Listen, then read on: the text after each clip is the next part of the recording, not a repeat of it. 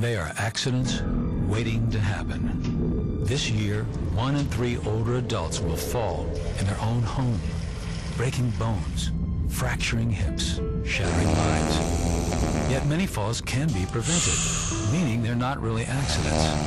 To make your home safer, visit orthoinfo.org/falls. A public service message from the American Academy of Orthopedic Surgeons, where staying on your feet is doctor's orders.